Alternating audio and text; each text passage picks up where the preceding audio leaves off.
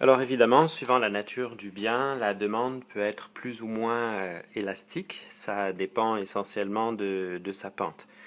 Mais ce qu'il faut savoir par ailleurs, c'est que l'élasticité n'est pas constante pour une demande donnée. Elle va varier le long de la demande parce que par construction, on adjoint ici un couple, l'élasticité se calculant en un point particulier. Donc, on peut très bien s'intéresser par exemple à la portion inélastique d'une demande globalement élastique ou vice-versa. Alors, si on se place par exemple au voisinage de zéro, donc pour des prix faibles, la quantité demandée va avoir tendance à être plus élevée.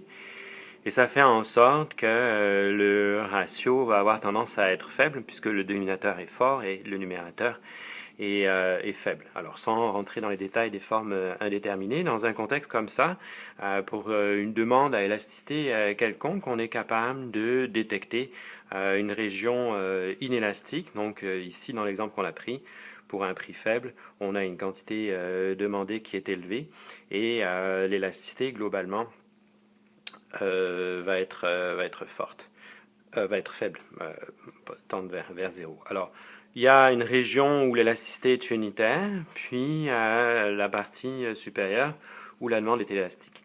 Alors évidemment, si on prend la demande inverse, on va avoir le phénomène inverse, c'est-à-dire que la portion inélastique de la demande va être dans la portion haute de la courbe.